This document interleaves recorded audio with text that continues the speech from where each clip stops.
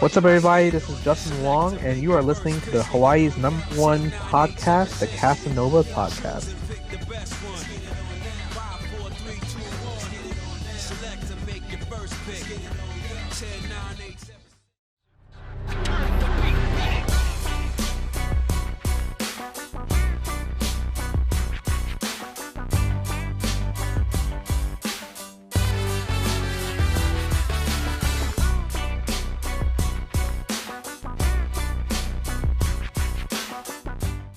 All right, and welcome everyone to another episode of Hawaii's #1 podcast, the Kasanova Podcast. I'm your host, Mekel Kasanova.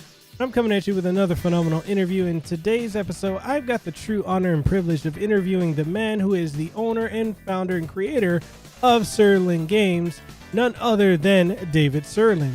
Now, David Sirlin, if you are in the FGC, you are very familiar with this man's name, as he has been very fundamental in many games in the FGC, including Street Fighter and many other franchises. And he's also created his own video game franchise with Fantasy Strike, and it's the most easily accessible yet difficult to master fighting game that's out there.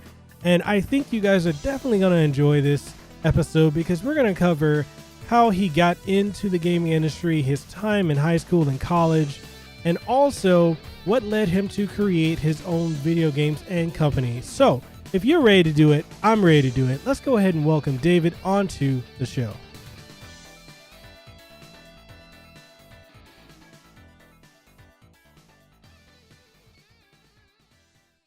All right, and welcome everyone to another episode of Hawaii's #1 podcast, the Kasanova Podcast. I'm your host, Mekel Kasanova, and I'm coming at you with another phenomenal interview. And in today's episode, I have the true honor and privilege of interviewing the man that created Fantasy Strike, the one and only David Sirlin. David, go ahead and introduce yourself. Well, thanks for having me on your show. I'm David Sirlin, president of Sirlin Games. I've made a whole bunch of games. I was, lead designer of Street Fighter HD Remix and Puzzle Fighter HD Remix for Capcom. Made a virtual card game called Kongai for Congregate.com. And then I've made a whole bunch of tabletop games at my own company, Sirlin Games, such as Yomi and Puzzle Strike and Codex. And those games actually feature the same characters as in Fantasy Strike. Yeah, you can think of Fantasy Strike like that's the world. And so I've made board games in that world, and now we're finally making the video game that brings them to life. Awesome. Well, go ahead and plug your company, and also tell people where they can find you guys on the internet and social media. Yeah, so the new game we have, Fantasy Strike, you can learn about that at fantasystrike.com and Twitter at Fantasy Strike. And then for all my tabletop stuff, you can get to that at sirlingames.com. Awesome. Well, yeah, let's go ahead and talk about you. Let's go into your background, like how you got into the gaming industry, and also what is it about gaming that had you, what got you into gaming, and what got you into becoming passionate about it? Well, I've always been a gamer, so there's that ingredient to start with. I didn't really, growing up, I didn't really think that I would make games. It's not that I thought I didn't, that I wouldn't. It's just it never occurred to me. Yeah, I didn't really know that was a thing that a person could do. It just seemed like games are made in some other universe or some other planet. Who knows? I mean, I think nowadays there's a lot more awareness that it's a profession, that real people do it, but it was even more opaque and mysterious when I was growing up. So I thought I was going to be either a mathematician or physicist. I was very much into math and science. I went to MIT. Wow. I went to MIT and majored in math and business. And I was complaining about some adventure games, like point and click games, like in the genre of Secret of Monkey Island and that sort of thing at the time at MIT. And a programmer friend of mine said, we could make a game. Like, you've got all these ideas, like we could do something. And that was like mind blowing to me. Like it was honestly not something I had considered until he said that, and I was like, wait, we can? Like that's a thing? And it was really, so we kind of tried, but the other team members never did anything. Mm-hmm. So even though nothing happened there, that was really like the moment when I started thinking, oh yeah, maybe I should figure out how to do this. Wow, man, you went to MIT. Like that is, let's talk about that. Like, how was your time there? Like the process of applying for MIT, like was it nerve-wracking, or what was that experience like? Yeah, I mean, it's definitely nerve-wracking. It's, one of the most prestigious universities in the world. And so, I mean, I had lived the life that you're supposed to live to go to MIT. So, like, I mean, I had the test scores. I was team captain of our science Olympiad team. Mm-hmm. Anyway, I was doing all the right things, but still, it's like, it really feels like a long shot. And I applied early action, mm-hmm. and my theory was that, boy, that would be a lot less stress if I could manage to get in that way, because then you don't have to deal with applying to 10 colleges or whatever. And, mm-hmm. And luckily I got in early action, so it was a load off. The experience at MIT is really, I feel like it's hard to explain to people because it's way different than other universities. Like, it really is. It's like its own world. So an example, I'll give you like an example that you learn instantly. Like the second you get there is, they say, okay, so welcome. Like, I'm talking the first day you set foot on the campus. School hasn't even started. You just like have arrived. They're like, okay, so here's how this works. You have been assigned a temporary dorm room at random. Oh, wow. Yeah, just at random. And you'll only be there for a week, I think it is. Okay, and then so for that week, you have one job. And your job is to go to all of the dorms and fraternities and places to live on campus, mm-hmm. and see what you want to do, see where you want to live. There's nothing about, it's not like you have to be in your dorm room. You don't, mm-hmm. you can just be anywhere. And it was honestly like a crazy security thing, because like nobody really knew where anybody was during that week. And they had just instituted a policy that year where when you went somewhere else, which mm-hmm. you could sleep at other places too. Like, you were supposed to sign in so that if parents called, the university could at least kind of say they sort of knew where you were. But anyway, what the university was trying to do is saying, like, look, be independent, okay? Figure out what you want. Figure out where you want to live. All these different places to live have extremely different cultures. Mm-hmm. Okay, it's way different living at one dorm than another versus a fraternity, like, even though they're all kind of near each other. So figure it out and then tell us your rank choices, and then we have this complicated algorithm that, maximizes everyone getting their choices. Mm-hmm. So that's like the first part of being at MIT, and I've never heard of that anywhere else. Wow. Yeah, that's completely different than my college experience. Like, and that's the other thing too. I'm glad you explained how that kind of was there, because like the stuff you see on TV and in movies definitely doesn't showcase anything like that for MIT.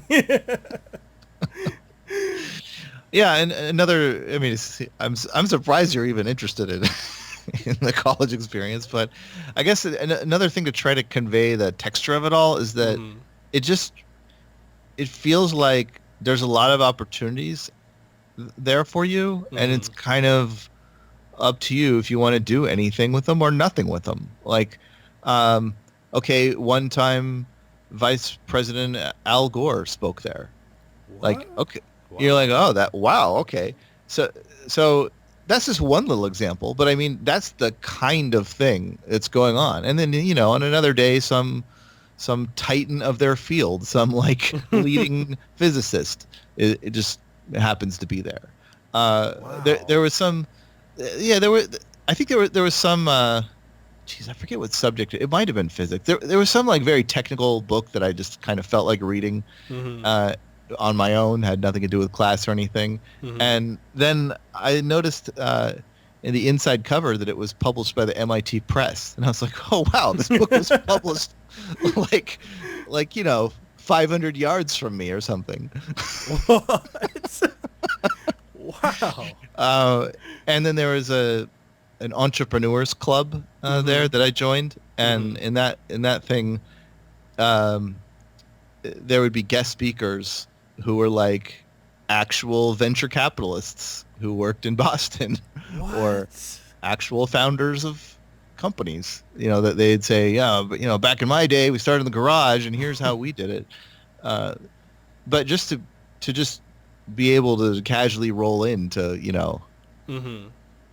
situations like that is what I mean by it's just ripe for experiences if you're willing to do them. Wow. So like, how many years were you there, and like, did you change majors? Like, most college students when we were in, we changed majors throughout our time, but like, what was your experience like? Were you set on what you were going to do when you were there, or? Yeah, it's funny you ask. I did. I started out with wondering if it should be math or physics. And the way the basic curriculum works is that there's a few core classes that everyone has to take, kind of like at any university. So there's like a basic physics class that the freshmen take.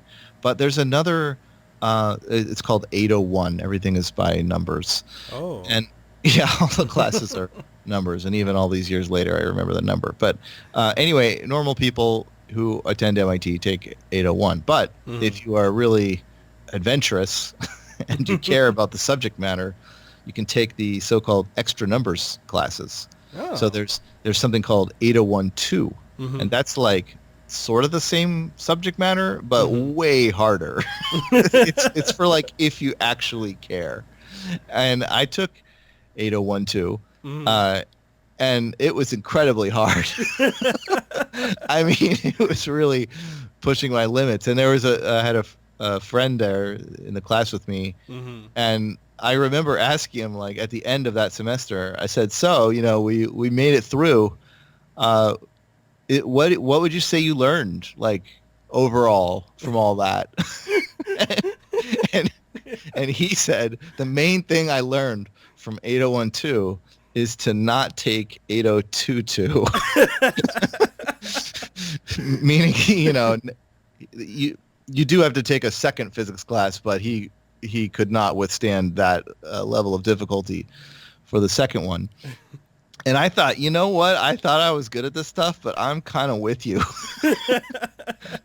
I'm going to go, the math route, because I just seem to have more natural talent for it or something. So I majored in math. And all the while, I was like, what am I going to do with that? I don't know exactly.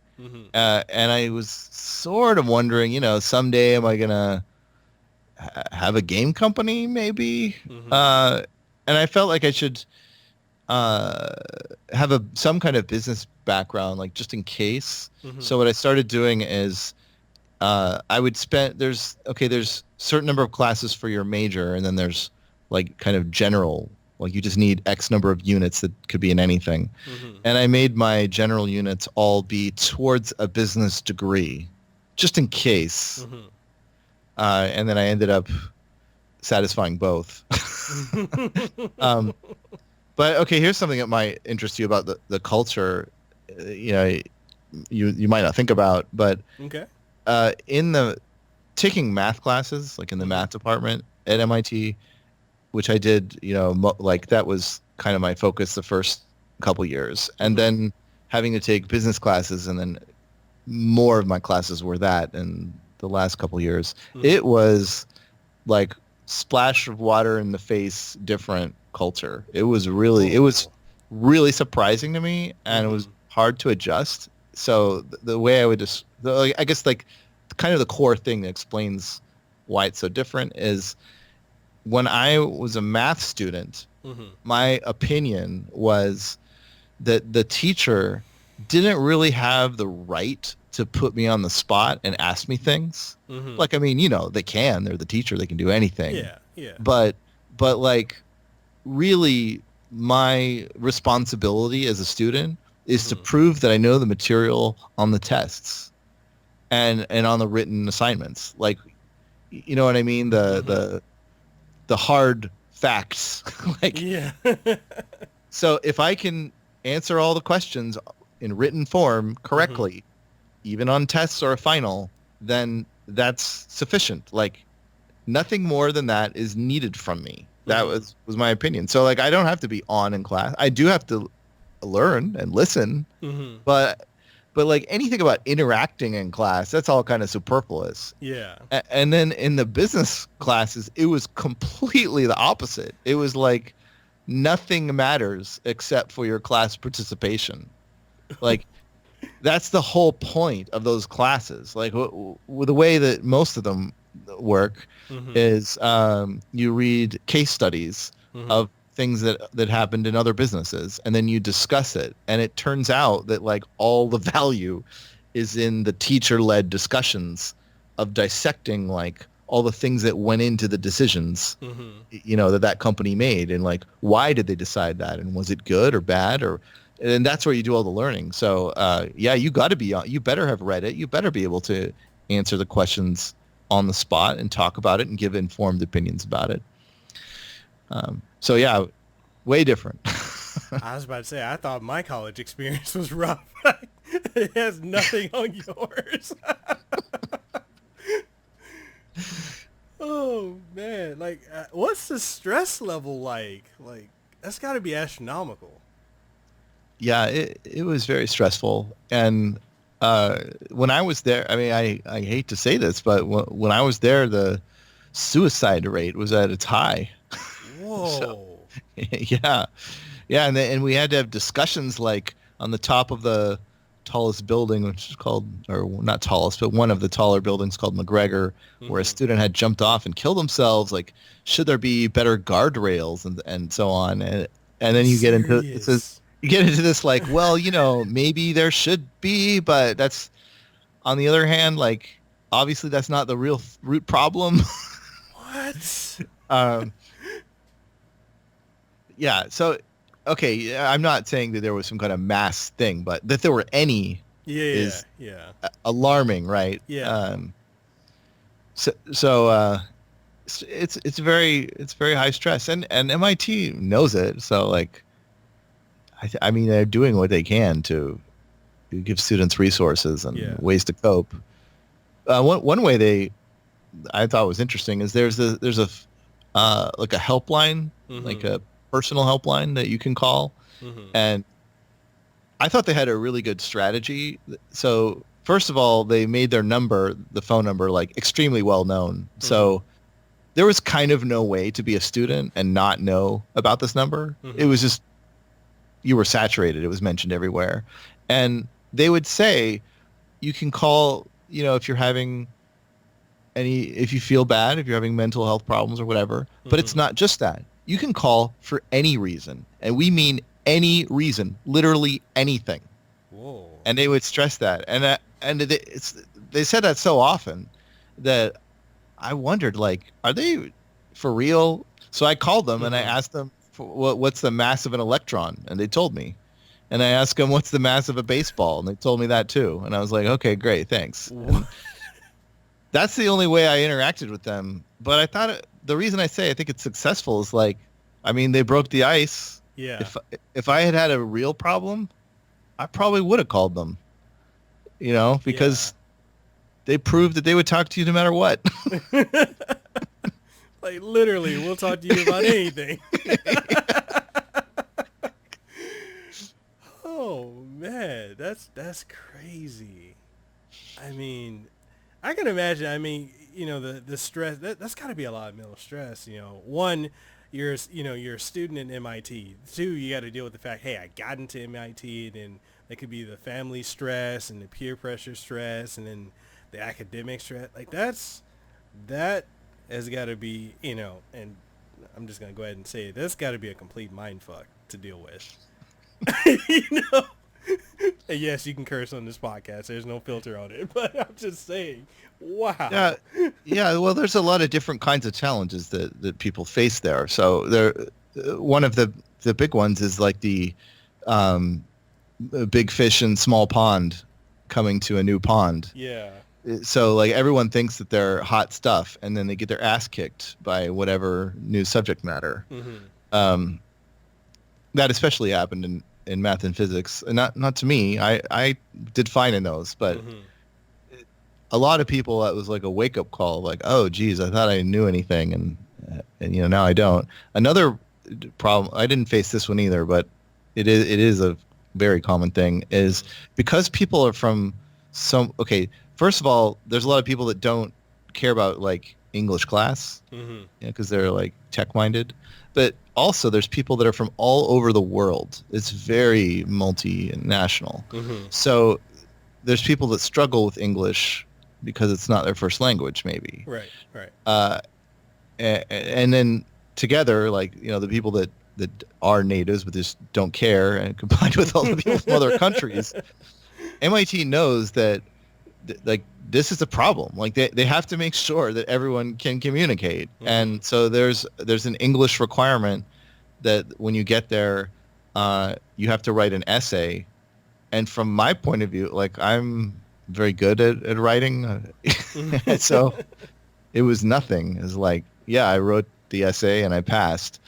But a lot of students do not pass. And then they have to take English classes. And so like that is another kind of hurdle, communication hurdle that some people face. So there's like the, knowing the tech, and then there's that, and there's the social aspect. So that one was hard for me, because probably I don't know about your experience. I'm going to take a wild guess and say wherever you went to college, I bet several people from your high school also went there.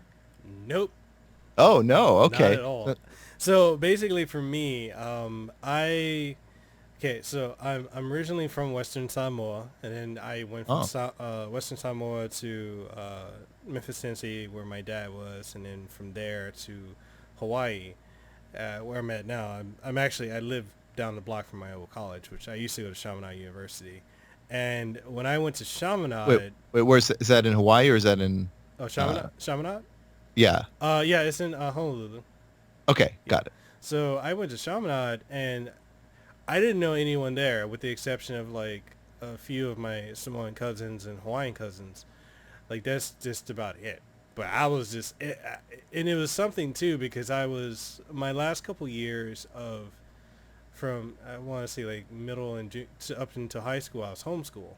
And then because school wasn't a challenge for me, my mom tested me out when I was about 15 years old, going on 16. So when I did that, I'm thinking, oh, okay, I can just get a job. I can just, relax. And she's like, nope, you're going to college. And then I was like, oh, so am I going back to Western Samoa to go to American Samoa to go to, American Samoa Community College? And she's like, no, you're going to Chaminade. I'm like, where? She's like, Hawaii. I'm like, okay, that's close enough to home. So she said, yeah, we're going to get you a ticket. We're going to go out there. And I'm like, oh, okay, you're coming with me. She's like, nope, you're on your own. Figure it out. Wow. So I went to school out here. I think my freshman year, I was like 16.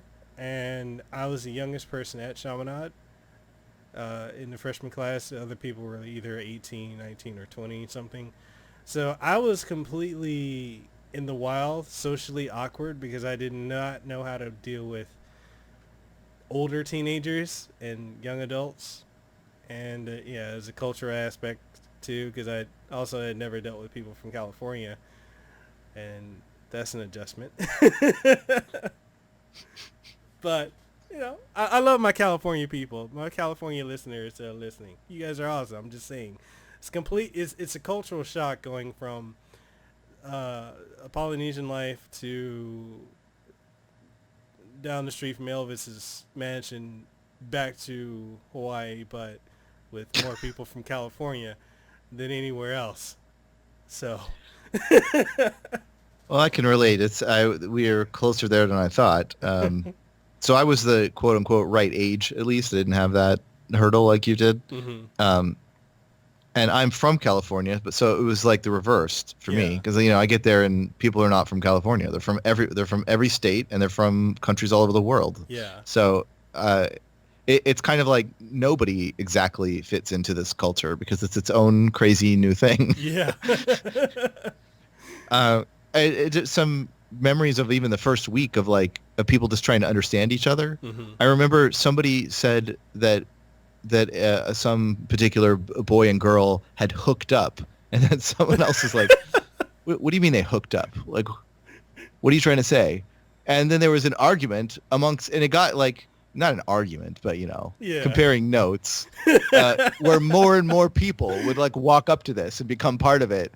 And they all disagreed. They're like, hooking up, it means to have sex with. And the other people are like, no, it doesn't. It means they made out. And then it's like, no, it only means they kissed. They didn't do anything more. They only just kissed. And then other people are like, no, it doesn't mean any of that. It just means that they sort of hung out together, that they kind of liked each other.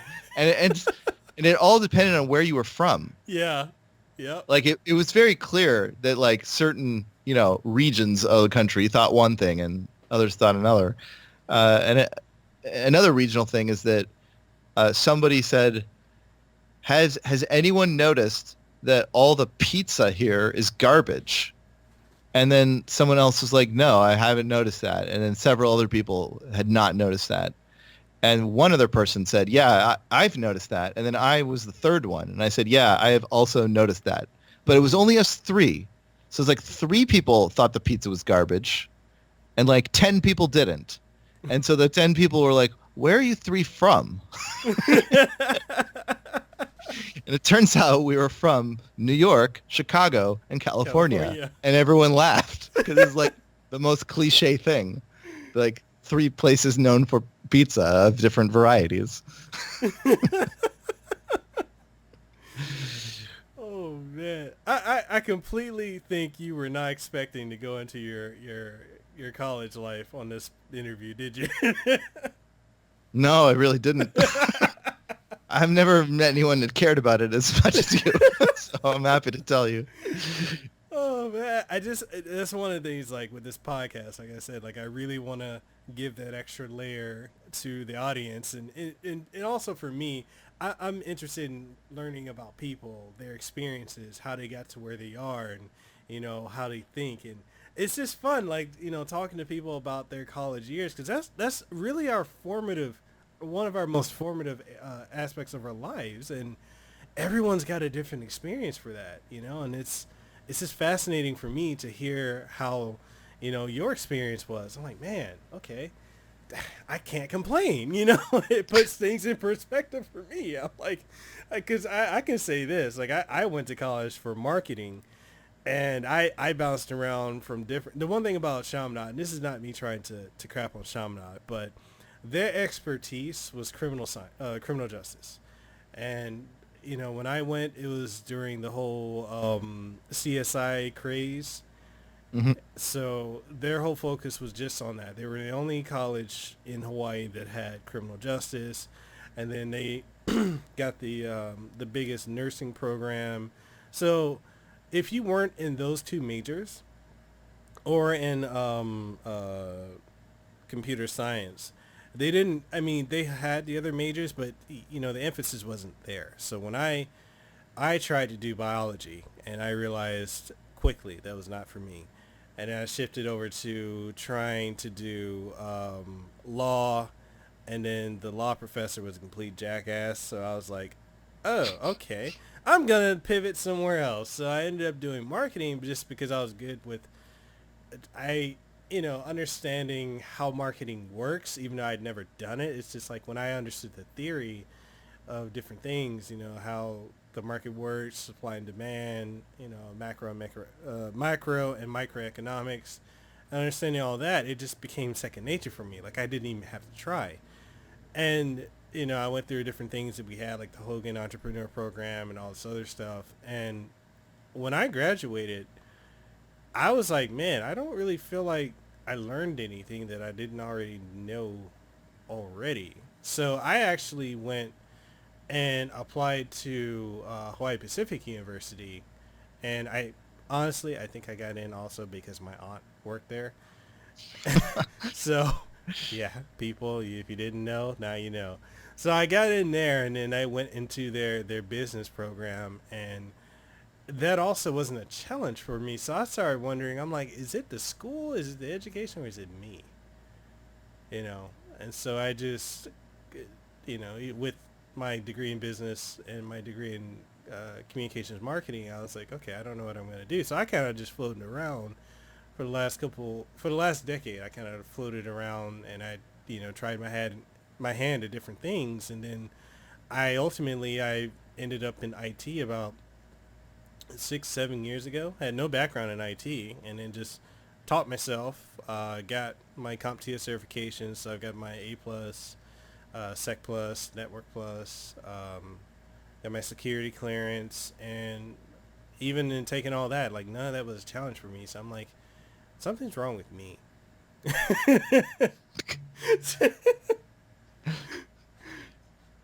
So I don't know. So you're still working with IT? Yes. I'm a senior systems analyst for the Hawaii Pacific Health here. Oh, So I see. I cover 4 hospitals and about 44 clinics across all the islands. So Wow. Okay. So yeah, that's my 15, 16-hour day job. So in my business studies, we had to pick a concentration or focus within the business degree, and mine was marketing. So just hearing you talk about marketing, somehow it makes me think of this one line that one marketing professor said that I always remember. He said, "You're selling to a collection of neurons, so you better understand them." And everyone laughed, and then he said, "No, I'm serious." Yeah. And I get it. Yeah. Everyone has their quirks. Consumers don't act rationally. Yeah. Like you need to understand what's going on with people and brains and psychology. So I just always remembered that. Yeah, it's like I think that's one of the things that helped me, like, because I used to work for Microsoft at one point when I was living in Redmond, Washington, and then eventually Kirkland, Washington. And when I helped at their Microsoft store doing trainings for their retail stores, I would always tell people, and I saw it out here when we opened the Microsoft store in Hawaii, people would always try to sell the customers like the cheap stuff. And I keep telling them, like, no, present them with options and do not sell from your own wallet. And, even when I would have to go to because Best Buy has their own Microsoft kind of like store in there. Mm-hmm. So Yeah. I would train the Microsoft reps at Best Buy as well as the some of the the PC HOs people at Best Buy. So I would train them, and they're always like, I try to just sell the cheapest thing first. I'm like, no, present the option, because you cannot figure out how much money a person has. Like, they could look like they don't have a lot of money and be one of the richest people that would come in the store and you'd never know it. Or they could look like they have a lot of money and be as cheap as humanly possible. You never know. You just present the options, listen and understand what they are going to use their device for, and then try to get them the best match possible. And sometimes you can upsell them and be like, hey, this is good, but if you really are curious about this, then try and use this. And it's like, I would always I would market to the customer, because I did this one time where I saw this customer who initially came in just to get like a $300 laptop. I sold him on a Surface Pro and, a bunch of, like, I think an additional Wacom tablet that they wanted on the side, and all this other stuff. And the person that I ended up passing the sale off to, they were like, how did you do that? I said, I listened to them. I got to know them. I personalized the experience, found something that has sentimental or emotional value to them, and then attached it to the product that they have. And they're like, it sounds like you just did psychology on that. I'm like, no. I just listened and worked with it. Right. Yeah. You just shined the light on that. That's what they actually wanted, maybe. Yeah. So. I got one more education thing that I feel like you would want to know, given your interest, because it was so unusual, so strange. So this was actually before I went to MIT. In my high school, I took calculus, and then after that, I was still in high school, and we ran out of math classes. So there's a local college, it was Sac State College. It's called Sacramento State College.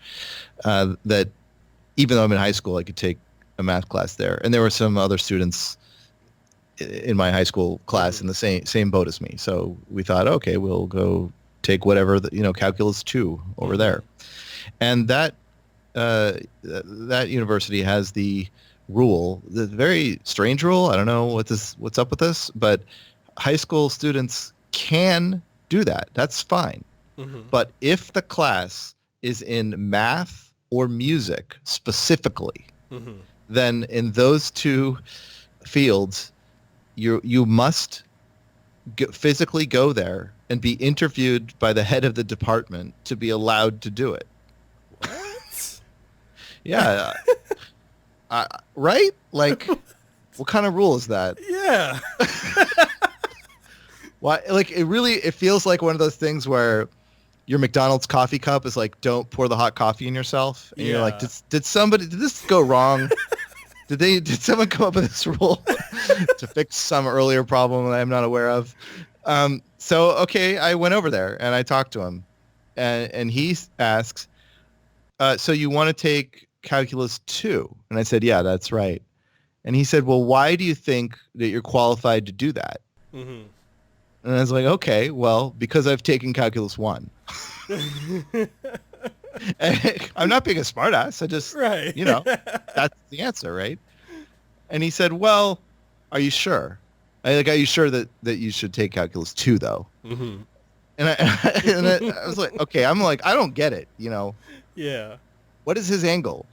So I'm like, okay, I need to just lay it on him. Let me give you more detail, head of the department. So I took calculus 1, and it's not just that I got an A in it. I was like one of the very top students. The top 1, 2, 3. I don't know. Also, I became the TA for that class the following semester, and the teacher was kind of just too busy and didn't care about correcting papers. So I graded everyone's tests. Whoa. I personally graded the tests because I know what's going on. Also, I took the calculus AP test and got a 5 out of 5, which is, the highest score you can get. And I'm a tutor, and I tutor 10 different students in calculus.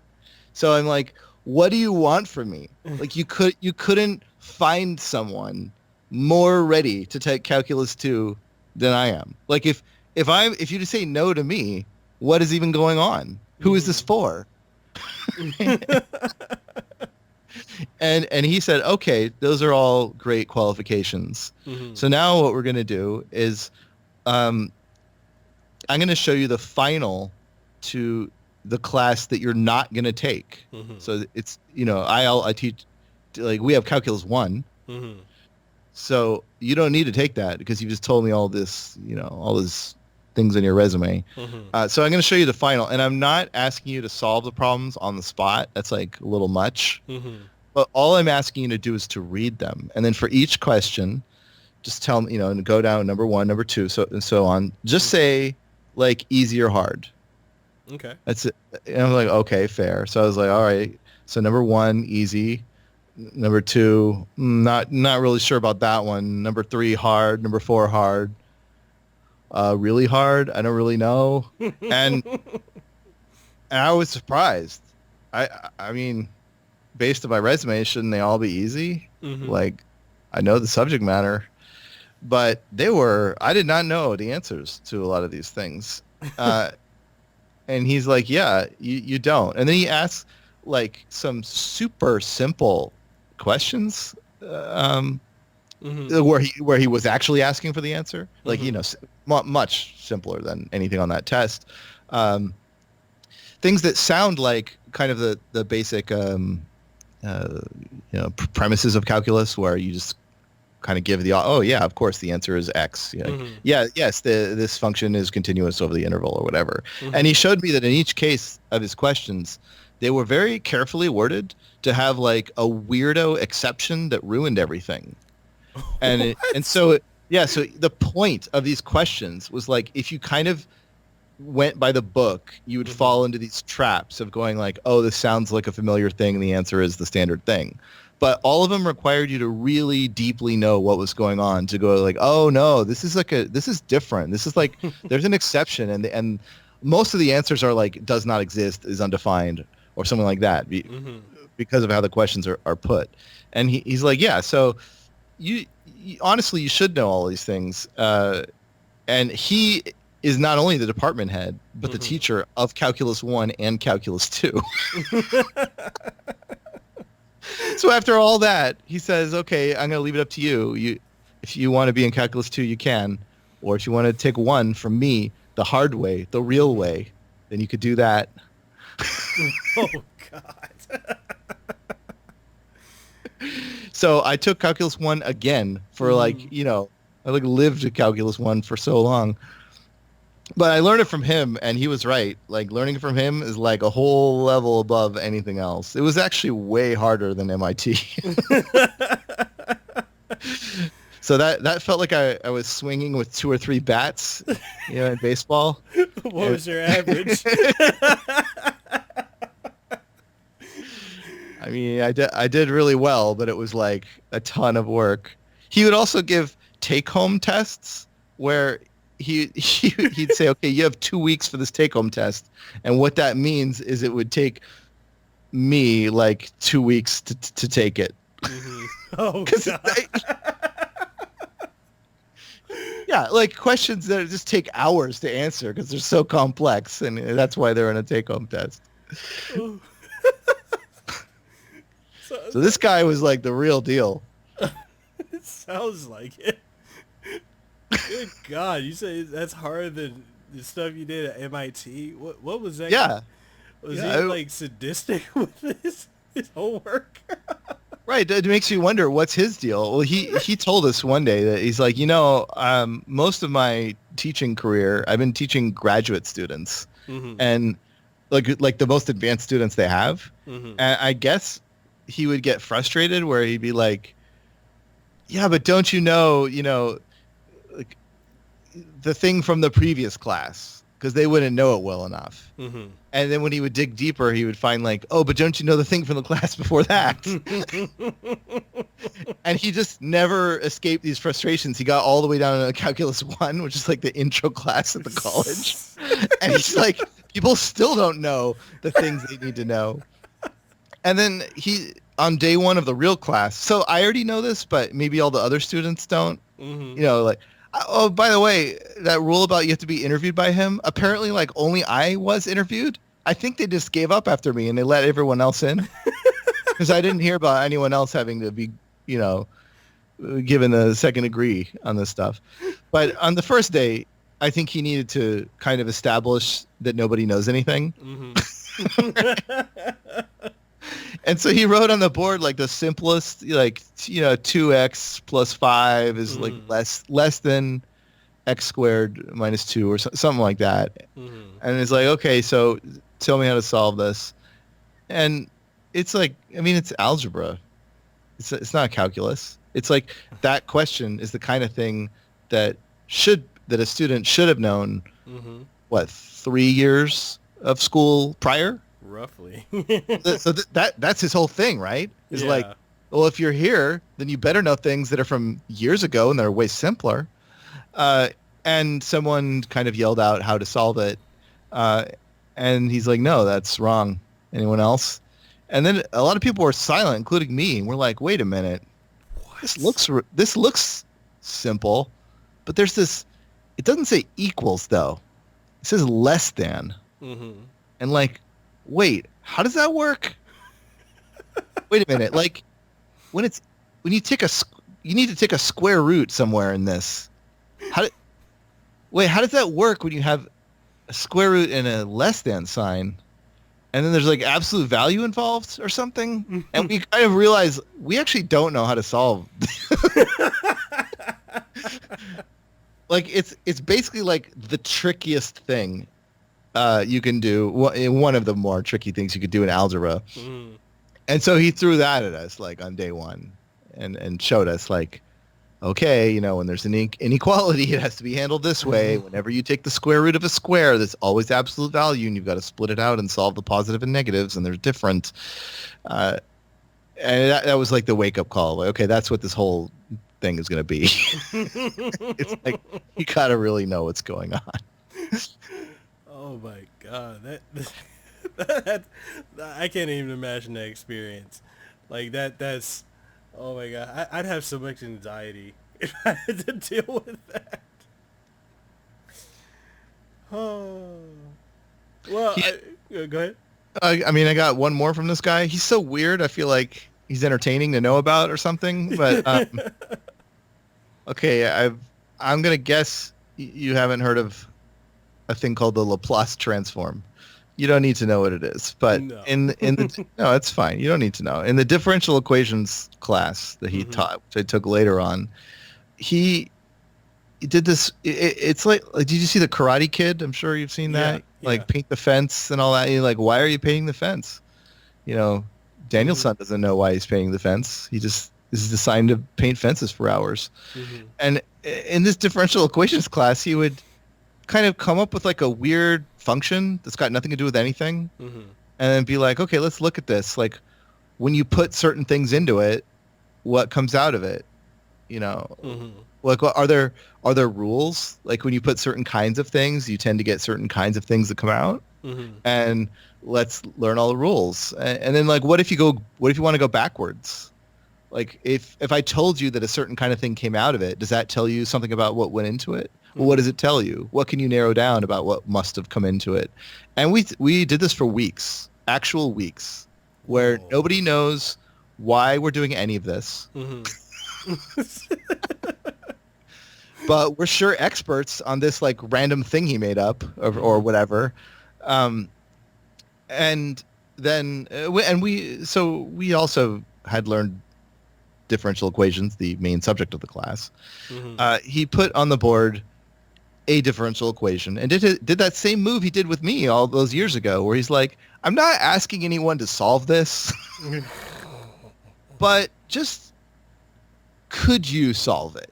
And almost everyone in the class said yeah, we think we could solve it. But here's the trick. Here's the joke. He says, okay, I'm not going to ask you to solve it, but let's say you had to solve it. How much space would it take you to solve it? Like, he had to write it out. Oh God. And I answered, and I said, well, you've got about 6 blackboards up there. I think it would take all 6. It's very, very complicated.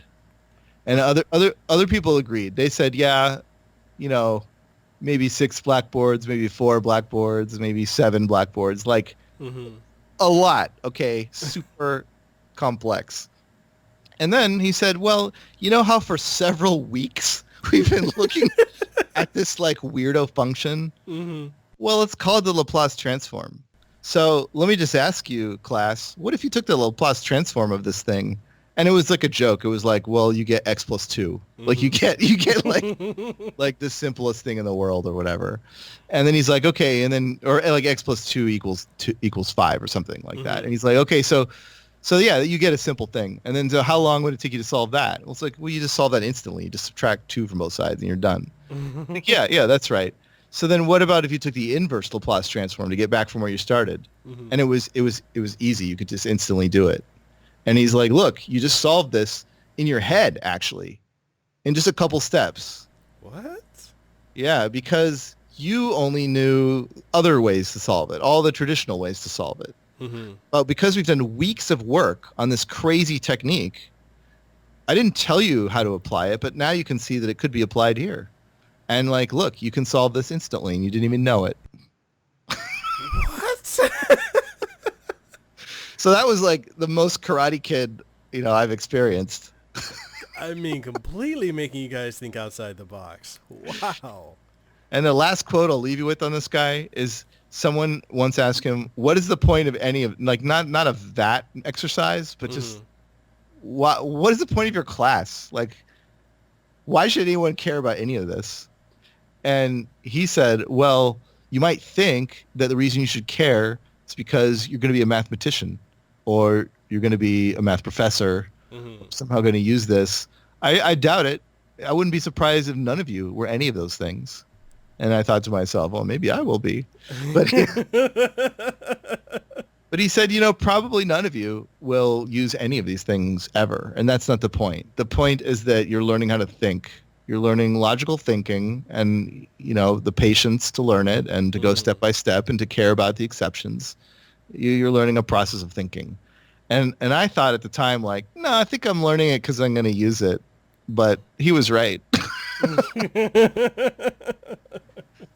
I don't use any of it. It's just a good basis of, working in the world. I mean, It's an approach. It's.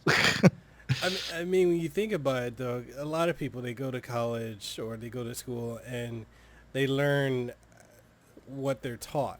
And a lot of people don't learn how to think outside or apply, common sense or practical sense along with logic to each and every situation that comes up to them. They're kind of programmed. And he taught you guys how to not be programmed. That's the mark of a great teacher. Oh, yeah, definitely. And you think, people, I'm sure most of your audience did not care about math or, study math. So Screw them, I enjoy it. It's easy to misunderstand the following thing, that it sounds like, oh, everything's objective. Like, it's just, there's a right answer. It's all logical. There isn't any creativity involved. Mm-hmm. Okay, in some sense, yes. But a lot of the problems that at least he was fond of, and I took years of his classes, they all are of the form like, there's no specific way to solve this. Mm-hmm. There's just this tool bag of like 10 or 12 different tricks, and maybe those can solve it if you're clever enough, or maybe not. So you get to the point where like he would give us a question and only the very best students could even have a hope of saying if it was solvable. Because to know that it wasn't solvable meant that you understood all 12 tricks in every possible application and that nothing would ever solve. Like, you have to have extreme mastery to know that the thing was not solvable. It's probably then you'd still be wrong. You could have been trickier with those techniques. So yeah, there's a lot of intuition, surprisingly, involved in problem solving. So is it safe to say you enjoyed your time there? I mean, that was before MIT, but I probably was never challenged as much as that academically. I did enjoy it. It was grueling, it's a lot of work, but I enjoyed it. Like in hindsight. I mean, it's fun to be given all these difficult puzzles that you have a hope of solving. If you're just lost and drowning, I mean, that's not fun. Yeah. but if you feel like you got a handle on the tools, then it can be fun. Yeah. And so I have to ask you, like, how did you go from, such a great high school experience and then into MIT? How did you end up in the gaming industry? Well, I mean, I kind of answered that before, right? The friend that gave me the spark, and I always was a gamer, and I played games all the time. Played Street Fighter. I was getting into tournaments in Street Fighter. I won tournaments even when I was at MIT. Yeah. So I was. I mean, and not just that. That's competitive games, but I also like story games, as I mentioned before. Mm-hmm. So I mean, I just was so interested in games. I saw that as like a separate life, as like, that's just a hobby. That's not something you really do.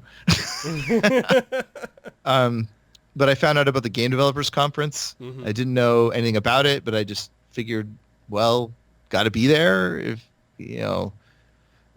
like, there's no chance to be part of the game industry unless you try. So I'll just see what happens. And it was a lot of just really lucky, crazy connections I happened to make. Mm-hmm. Someone who happened to know me from a Street Fighter tournament, who I talked to about the game Puzzle Fighter, and how I had analyzed the game and all these thoughts I had on it. And then some other person who had happened to overhear our conversation and said, hey, I also heard your name from Street Fighter tournaments and I overheard what you were saying and you sound really design minded and this, really into this. Like maybe you could be an intern and work for me on game design. I was like, hey, yeah, hell yes. So that was like a totally random, unpredictable way to start, but that was like a foot in the door, and then the rest is history as I stuck with it. Yeah. It's one of the things too, because I believe you and I are from like the same generation, and it's like what people have access to now, understanding or getting into the gaming industry is way different than what it was back then. Definitely. There's a lot more tools to do things on your own as well than we had. Yeah. It's one of the things too, like I got to go to E3. I was actually flown out there by PDP this year, and having that experience there's nothing like it. Getting to talk with different people in the gaming industry. I got to meet and have a long discussion with Doug Bowser from Nintendo, and oh, cool. It's when I talk to other content creators and YouTubers who just watch the E3 experience on YouTube or watch it on whatever outlet that they're watching it on, I keep telling them, I'm like, going to the event is entirely different than just watching it. Getting to interact with the people in the industry, and having the availability of going. Like before, I mean, E3 has only been open to the public for a couple of years now, but before it was industry only, and before we had conferences being shown on YouTube or Twitter or however you'd want to watch it. It used to be just regulated to gaming magazines, and there wasn't.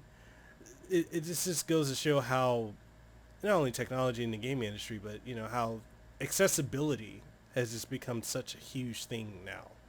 If you want to learn how to do something, you want to develop a game, you want to work with a company, you can literally find out anything at the touch of your fingertips now. Whereas when we came up, it was not that easy. Yeah, I remember that E3 was insiders event, and definitely what you're saying about companies. Like now, you read the news and find out what the corporate culture is like at Take-Two, and whether you want to or not, hear about riots, scandals, yeah, right, or working conditions at EA.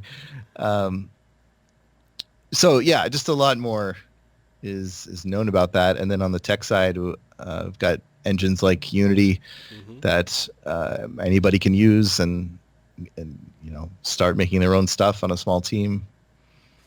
Yeah, so that if there's people out there wanting to get started, I guess my advice is, I'd say first you have to understand there's like kind of four big disciplines. There's artists, programmers, designers, and producers. And so producers are kind of like business people.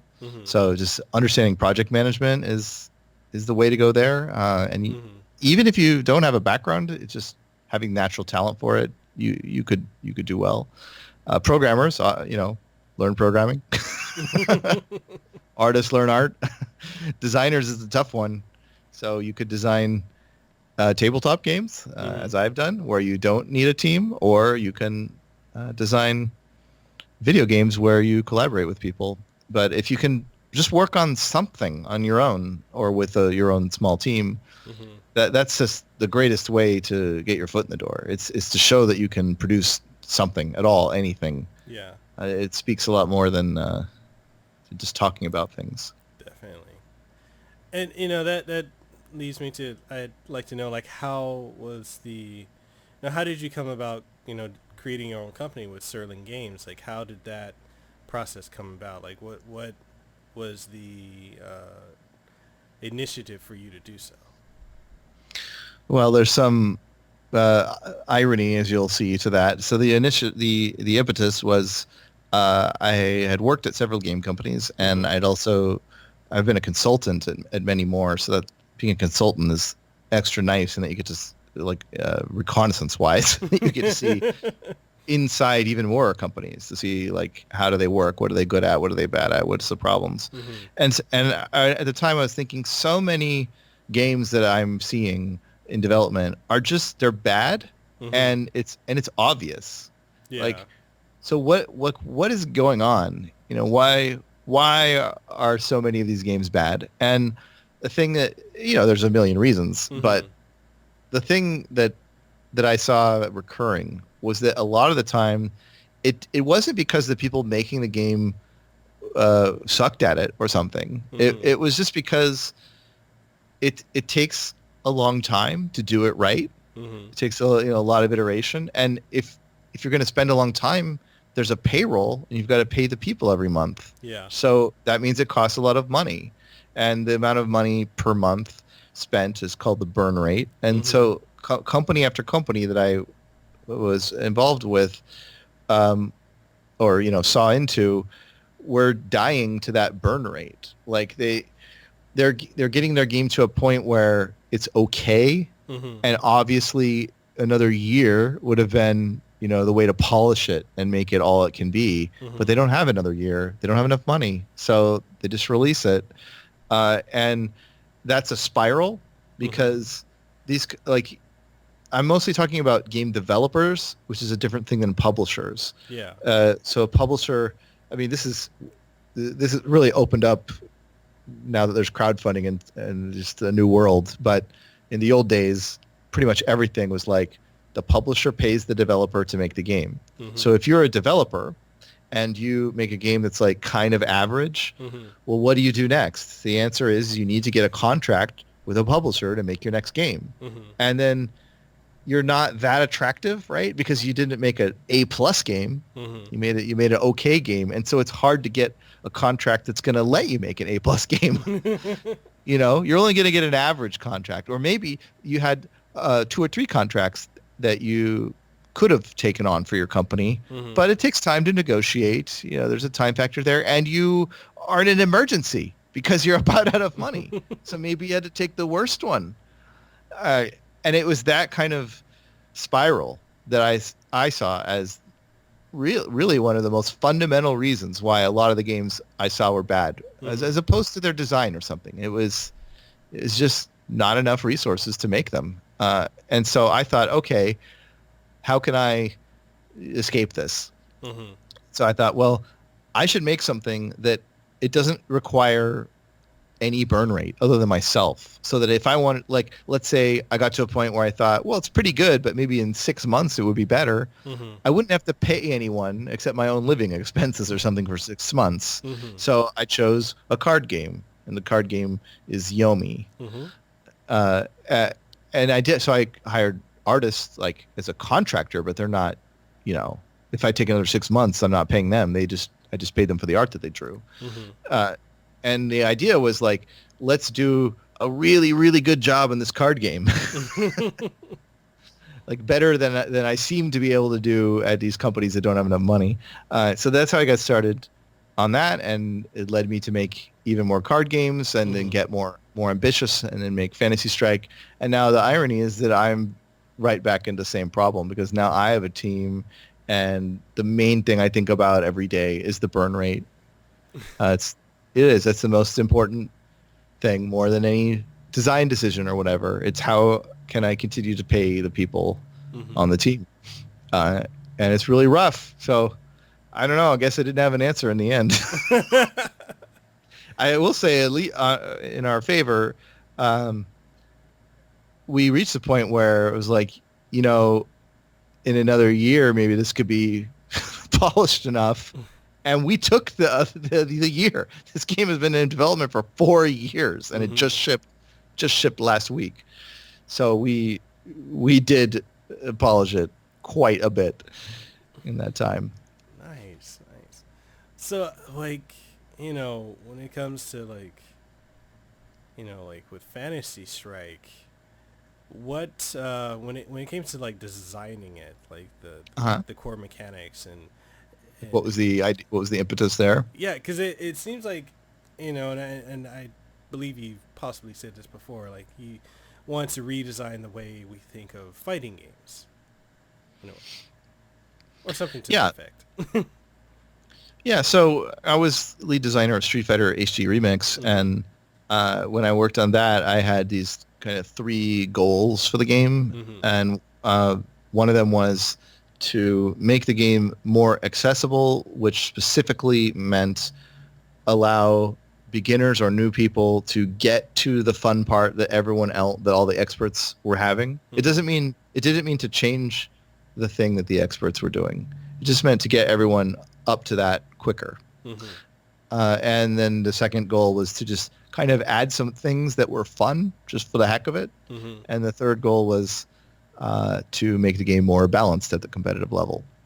So it's the first one that has kind of been the big thing here. So making it more accessible. Like, what if you make a joystick motion like Zangief's 360-degree motion to do his pile drive? What if you make that a little easier? So it's not a single button press in the game I worked on, but it is less than a 360. It was easier than it had ever been before. And some people that aren't really familiar with things would think, oh, well, then it's too easy. But you see, I know the very best players in the world who play Zangief, the Americans and the Japanese. I know the specific players who are the best in the world, and that did not allow them to land that pile drive move on you any time that they wouldn't have landed it anyway. They're gonna do it no matter what that motion is. The question is the new clueless person going to be able to do it, or are they going to flop around and just not get the move they want? And so that is my philosophy right there. And it became a debate amongst players who helped work on that game. Because when we make a change like that, it's you get to a fundamental level very quickly. Like, okay, I think we should change this control motion. Well, why? Why should we change it? Because the game is about strategy, and this doesn't really affect the strategy. It just lets more people participate in the strategy. Yeah. Therefore, it's good. And other people say, no, the game is about execution challenges. It's about intentionally difficult dexterity. That's a problem that's presented to the player, and for them to solve and show their skill in solving it. It sounds like an S&K game. And I say, I think the strategy is more interesting. And for, let's be clear that those are two even if that's true, there's these two completely separate things. On the one hand, strategy, on the other hand, difficult execution tests. If you want difficult execution tests, okay, maybe play a single player game like DDR or something. It's all about that. But you see, we have this really interesting strategy. So can't we give that to the people? Can't we democratize that? Let anybody, even people that can't do a Dragon Punch motion, shouldn't they still be able to participate in the strategy? So that was my opinion, and it's what led me to make Fantasy Strike, which is the ultimate expression of it. That turned up to 10 out of 10. And another very important note, I mentioned this in a lot of interviews about where did this idea come from, is the next step in my chain of logic there was okay, so I like Street Fighter 2, for example. I like Guilty Gear is a really complicated game. Oh, it's I love Guilty Gear. Yeah, it's that's one of my very favorite fighting games. I really like it a lot. It's difficult to play. It has hard execution, and it's complex. Even regardless of execution, it's just very complex. So it's on the far end of the spectrum. But that's fine. I mean, it's doing what it wants to do. I respect it. I enjoy it. Can't we have some things on the other end of the spectrum? Anyway, I like Street Fighter 2. I like Guilty Gear. Maybe we can take some things from those games, some inspiration from them, but just make things not so damn hard. Yeah. Okay, so that was my next chain of logic. But then I was really surprisingly influenced by this game Dive Kick. Have you heard of Dive Kick? Yes. Yeah, it's a game with 2 buttons and no joystick, just 2 buttons. That's it. And it's deep strategy too. Yeah, so I heard about Dive Kick before I played it, and I thought, okay, it's garbage. Who cares about it? And it was literally a joke game in that it was intended to be a joke by the creator. every year he runs a tournament, and he has like one small side tournament that's just like a silly, stupid thing, like, some old game where the screen is upside down or whatever. And one year he made Dive Kick like I think it was a Flash game originally. Yeah. But just and that was the mystery game. So it was a joke, but people were like, "Hey, this is pretty good." So he went on to make like a real game out of it, and even then I thought, okay, I don't care about it at all. It's a stupid idea. And then I played it, and I played it way late too, like, because I wrote it off for a long time to my detriment. And then I played it and was really surprised. Like, there was way, way more to it than I ever thought you could do with 2 buttons. And so on the one hand, like, huge props to it. Like, great job on that game. On the other hand, as great as it is, it wasn't something like I actually wanted to play. Like, I mean, okay, I like playing it, but would I go to tournaments in it? Would I like keep playing it for a long time? Not quite. So I respect it, but I kind of wanted more. And I started thinking, like, what if you could walk left or right? You can't do that in Dive Kick. Yeah. Like, it's very, as stripped apart as you can be. What if you added just like the most basic thing, walk left and right? How would that change it? What if you, instead of having 1 hit point, you only have 1 hit point in that game. If you get hit, the round's over. What if you had 2 hit points? So if you have 2 hit points, it's actually quite different, because it means you can get hit and things don't reset to neutral. Like I could be right in your face and recover first, or I could hit and with a certain move, maybe I could combo, but a different move I can't combo. So there's all these new things that come about if you have 2 hit points instead of 1. And anyway, you can see the road we're on here. Like, what if we add this and that and the other? And like at if you had like a million things, then you get to Street Fighter 2. And if you add like a billion things, you get to Guilty Gear. But where is the line where it starts being like, I consider it like real? like now we're playing a full fighting game. And I had a thought experiment where I was like, in my head, I feel like the answer to that is you need to add way fewer things that are actually in Street Fighter 2. Maybe ? To get to the real strategy. And it was kind of this eye-opening thing, like, where my thought experiment said, maybe we can get the depth of Street Fighter 2 and more without even half the complexity, with way, way less than anything anyone's ever done. Maybe it's wrong, though. I don't know. I mean, I had to play it to know. And I was fortunate enough to find a programmer who heard me talk about this and prototyped it. And right away, it seemed promising, even though it was just like a terrible-looking, janky prototype. I was like, yeah, I can kind of feel the beginnings of this. And then we just went on from there, and we started showing, like, only trusted people, and then a few more. And as we would show more and more people, they would all say, like, yeah, this is pretty good. There's like a surprising amount to this. You should keep going. And so all along the way, we were getting this feedback of like, keep going, like make this a thing. And 4 years later, it's a thing. I mean, your work is just the work that you guys have put into Fantasy Strike is just, it's astronomical. And I got to play the alpha build. And, oh, okay. I believe I got the code last year. I was playing it before it released, and I was blown away by it then because I couldn't put it down, And it's like one of those things where it's very accessible, but the layers of depth and complexities, the mental games you can play, the footsies, it's all there. And it's just amazing how, if you just look at it at the surface level, it's like, oh, okay, this is easy to get into. Yeah, it is. Try to master it. As the other day when, you and I were playing, even though we didn't know it, but we were playing and you just wrecked me. I'm like, what? Because it's like I was playing other people and I was just, clearing house, and then I came and played you and you just demolished me. I'm like, okay, I can put the sticks down. I'm not gonna win. I often try to not wreck random people too bad so they don't quit. So I don't know if I set my rule aside and just went full force on you, or not. I don't, because I don't remember which one. But yeah, it's such a joke if someone's like, "Oh, it's just a baby game. Anyone can do it." Yeah, really? Can anyone win at it? It's pretty damn hard, actually.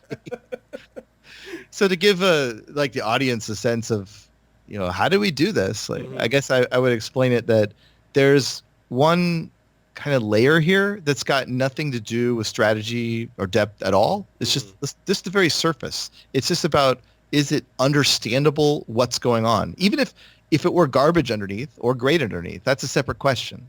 But can you tell what's going on? Okay. So many fighting games, I think they take themselves for granted, the genre for granted. There's so much jargon and things that have been built up that we're trying to say, like, look, it's actually a lot of weird stuff for people that are new to it. Yeah. So how about the life bars? They are in discrete chunks, so you know exactly how many hit points you have. If you have if the opponent has 3 hit points, your jumping combo, it's going to do 3 hits for 3 damage. It's going to kill them before you do it. It's just very understandable. It's very clear. Like your super meter, usually the way that works, the way it fills up is some complicated set of rules, and each move you do adds some secret number of different points to it. Ours, it just fills up over time. That's it. Yeah. It pauses if you're getting thrown, but that's about it. So it's a tiny example, but when you have 100 tiny examples, they add up. What about when you do an invulnerable move? Your character flashes white, so you can tell they're invulnerable. That has been done somewhere in fighting games, but it's like really rare. Like usually you're on your own to know if the move's invulnerable.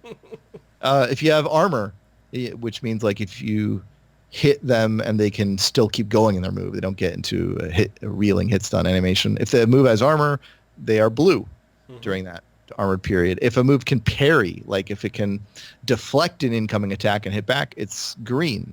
If you get hit out of the beginning of a move, which is called a counter hit, you flash red. If you get poisoned, you will be purple. And even when so there's only one character that has poison, but there's a whole UI with the poison, where a poison flask appears on your life bar, and it ticks down over time, so you can see exactly how long until you will take the next poison damage. All of that is about just understandability. Did you check out our character spotlight videos, where each character has their own video? Yes, I did. Yeah, it's narrated by me, so I tell you, here's all the properties of all the moves of your character, and here's their basic strategy, how to get going. Just so you're not lost, so like what's even what. And we try to present that. We could have just put a list like Valerie.mp4, like click here, but made a whole nice looking UI that looks like Netflix, as if each character has their own show.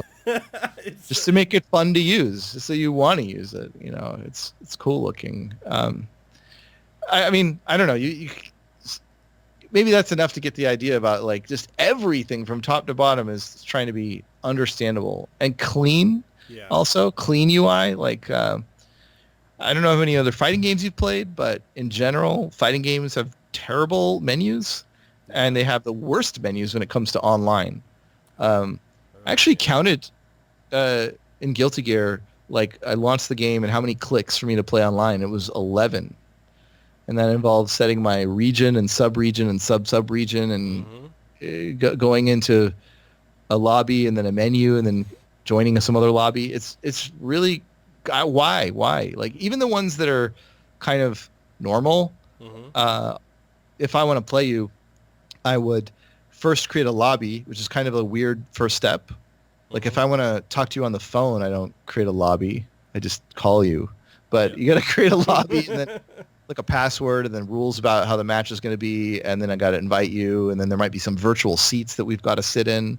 Like, what is all this? So in Fantasy Strike, we did not look to any other fighting game to figure out how to do that. I was like, well, when you call someone on the phone, you just touch them, just go to your list of people and touch them, and that's it. So that's how it works. You got an in-game friends list in our UI. You can click anyone to challenge them. They accept and you're playing. And then in the UI, there is no lobby. There is no UI that's new. It's just the same UI as if I were sitting next to you in real life and we were playing locally. We're just put into that flow on purpose because it's simple. Also on that friends list, You can click anybody who's already playing. You can't challenge them because they're busy, they're playing. But if they're already playing, you can click on them to watch them immediately, watch their match. I've never even heard of that. I don't know of any fighting game that lets you do that. But that was just the simplest way to handle that. And it's not just one match too. If I click on you and watch you play and then you're done, you might play a different ranked match opponent after that, and then you might play a casual match, not a ranked one, and then you might do a friend match against a specific other friend of yours, and I automatically watch all of it. I don't have to click anything, just this one click to follow you and watch you, and I get to see all your online games until you kick me out or until you stop. So all that stuff is about just, understandable, clean, make sure the surface is as good as it can be. And then for the depth part, I mean, that's one of the most misunderstood things in competitive games, I think. Like, where does it come from? Mm-hmm. Does it come from difficult joystick motions? No, that is not. People aren't like, oh, wow, look at those fireballs that Daigo is throwing. He's never missing them. You can always, execute it. Like, who cares? Like, yes, there are some things that are difficult that the pros do and that we can appreciate. Mm-hmm. Yeah, definitely. But that's not strategy. That's not where it comes from. It comes from careful tuning of dynamics to make sure that you have enough decisions to make and enough quality of decisions. Mm-hmm. That just like the back and forth play is like, I guess the strategy space, the abstract space mm-hmm. of things I can do versus things you can do is just like good enough. It's very nebulous. It's like hard to explain. But something that's to our advantage here is that when we are playtesting it, like mm-hmm. let's say that the dynamics of a match are really bad, that like only one move matters or something, and it's stupid. Mm-hmm. So if that's the case, we immediately know because everybody can execute everything perfectly all the time. Mm-hmm. Like nobody's going to miss their moves. It's all just a single button press. There's no joystick motions. All the combos are easy. You're not going to miss your combo. They're on purpose are not advanced dexterity techniques. So if you whiff your move and I need to punish you, I'm going to do the best punish all the time. Yep. And because we're all playing the real game all the time, when there is a problem with the depth, mm-hmm. it's obvious. It's front and center. And so imagine developing for years where that's the case. That's a long time to fix all that and tune it. And it's so much easier than if it were Guilty Gear. I'm not saying Guilty Gear has a balance problem. They are great. But how much harder it is when only like a couple people in the world can do certain things in Guilty Gear. And like, how do you ever test the matchups? No, that's very true. And that's really something like I really appreciate and I mean, anyone who's played Fantasy Strike, you can see the love and attention to detail, the passion that went into your game. It's there. You can easily see it. Everyone that I've shown it, like today at work, I was showing it to people at my job. A lot of people that work in IT actually play fighting games, in case the audience didn't know. But a lot of us, we go to our local tournaments. A lot of them at where I'm at, they're going to go to EVO. And I was showing them, I brought my Switch, I also had it on my PC. So I had one group sitting up playing it on the Switch with my two Pro controllers. I had another set with, my laptop with, two controllers. They were playing on there. Don't ask me why I carry so many controllers with me. I just do. I was just thinking. It's a lot of controllers. But like we it's something like every day we play fighting games, and it's like we were just having little tournaments, just rotating in and out, and it's about 12 of us, and like they were just enamored with the game. They're like, man, I need this. This is so fun. It's so easy to get into. The attention to detail is just insane. Like, yeah. They're like, how much is it? I'm like, this is the price. They're like, are you serious? They're like, I paid full price for Street Fighter 5 and I didn't get this much ever in it. I'm like, well. Yeah, I mean, it has a lot more content and a lot more features than Street Fighter 5 at launch had, and it's half the price. Yeah. Yeah, so about you're talking about people playing it for the first time and getting into it as something that's Leontes, who works with me, has mentioned many times as we have demoed this stuff, is there's two things he picks up on. One is he likes to watch very new players like lose to something and then immediately learn what to do about it.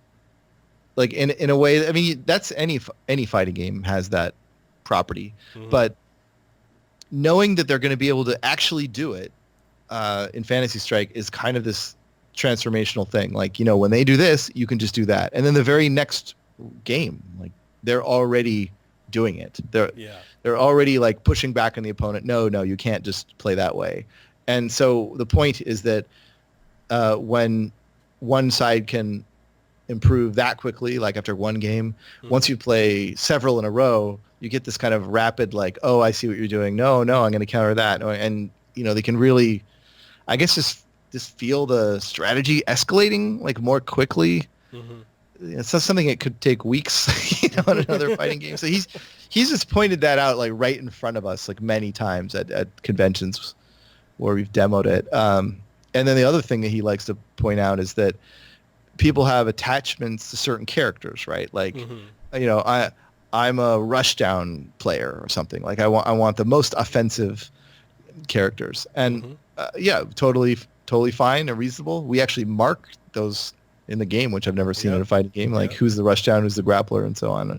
Okay, so that's cool. But his point is that in Fantasy Strike in particular, he himself, and he's noticed a lot of other people, have kind of broken out of their mold a little bit because if you had asked him before, like, are you a grappler player? He'd say, no, I'm not. I don't play those kinds of characters. But now he realizes, because of execution reasons. But what if you can actually do all the moves for all the characters and you really can play grapplers for the first time? He's like discovered, oh, maybe I am a grappler player. Like, maybe I am better suited to this style. It was kind of locked out, before in other games. Then he's noticed that in a few other players too, where like they're finally playing a rushdown character, but they haven't in other games, or they're finally playing a grappler, but they haven't in other games. Definitely, man. Definitely. It's just the potential possibilities is just infinite in Fantasy Strike, and rotating through the cast. I always come back to Jaina just because I love playing a rushdown character and I love her style. But it's just she's kind of both. She's marked as a zoner and she can fill the screen with flame arrows to keep people away. Yep. But she has that good dive kick. So she can. I love that dive kick. I'm actually really happy with how her style turned out, her play style, because her personality is supposed to be that she's hot-headed, over-aggressive, overextends herself to the point of injury. That's why she takes damage when she does her dragon punch type move. So that would indicate rushdown. Yeah. But she's actually plays more as a zoner and is indicated in the game as a zoner, because the other part of her character is that Master Midori is supposed to have tried to tame her and teach her patience and teach her archery as a kid, as a way to like calm down, slow down. It's like a therapeutic thing, and it ends up being expressed well in her gameplay. Like, she's in my tabletop games, and we've always struggled with that. Like, is she rushed down? Is she not? But I think we really nailed it in Fantasy Strike, where she is mostly keep away, but she can just say, you know what, screw it. I'm gonna just go all in and rush down, and so she can do that too sometimes.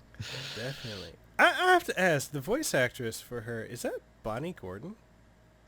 No, it is not. I think it's Marie Westbrook, if I remember right. Okay, I was about to say, because I'm friends with Bonnie Gordon, and she did the voice for Armika in Street Fighter V, and I kept hearing Gina's voice. I was like, is that Bonnie?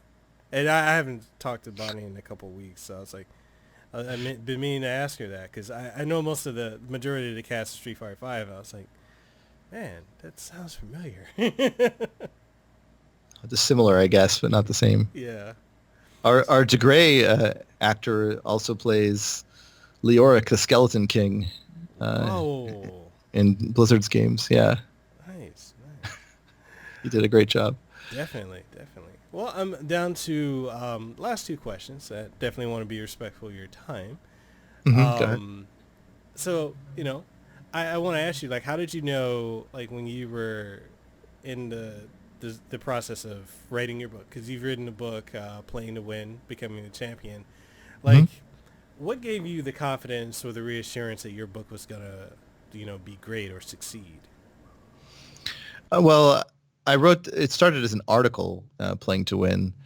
So I wrote the article first, and there was ridiculous response to it. I mean, it was huge. It was posted everywhere, debated everywhere. It was very controversial, which is silly because it shouldn't be controversial at all. Some of that comes from just people misunderstanding it or it being just a foreign concept to them. Anyway, it was a big deal, this article, and it generated so much, so much talk that a lot of people tried to contact me and argue or ask questions or whatever. So I wrote a second article, which was called Playing to Win Mailbag, where I tried to respond to some of those things. And then I noticed that a lot of people mentioned that what about playing for fun, that they would accuse me of like not understanding that or not caring or something. When that's not true at all. The article I thought was was very clear. It went into detail on the exact point that it's not a prescription of what you must do to all people. It's only aimed for people who want to win at competitive games and can't. That's it. So if you don't care about winning at competitive games or you aren't having any trouble doing that, then you don't need any of this. It has no application to you. So anyway, I thought, okay, people are kind of manufacturing their own idea that I don't understand fun. So I'll write part 3, which is all about playing for fun and how that actually can help you play to win. There's many cases where in my own tournament experience, I played a lot of different characters just for fun. I had no objective, but that taught me so much about the game, different aspects that I wouldn't have known, or gave me a chance to switch to one of those characters in a tough spot in a real competitive event, which I wouldn't have been able to do. I wouldn't have bothered to learn them if I was trying to maximize, my time. But there is even when you're playing for fun, it's like that can be a long-term form of playing to win. Hopefully you care about whatever your game is enough that you would want to play it for fun. That's another aspect. Like, what if you don't? What if you think whatever game you're playing is garbage and you wouldn't play it for a minute for fun? I'm not you could do that, but that's questionable long-term activity, right? So I wrote part 3. And then after these articles were kind of out there for a while, I thought, okay, this is obviously resonating with people. I feel like I could do a better version of it. Like I could, that was version 1. So I could clean it up. I could write what I've already written better, and then I could fill in a lot more. Like those are only some of the issues on this general topic. I could cover many more issues and put it into a book. So that was the reason to do it. And I'd say it was as successful as I expected, because it was already a thing, it wasn't, it's like launching it blindly to the world. And then another thing for people to understand is that about like the whole subject matter of playing to win, it is not about me saying like, I'm a genius and I know the right way to do things. And so here it is. That's really not the point. It's more like this. There is a group of people who can win at competitive games. I happen to be part of that group, but regardless, more importantly, I was near them.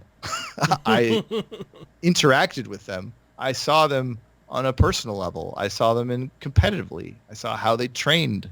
I saw what they would lose to. Or how they would overcome that. So I was part of that culture. You could say an insider to it.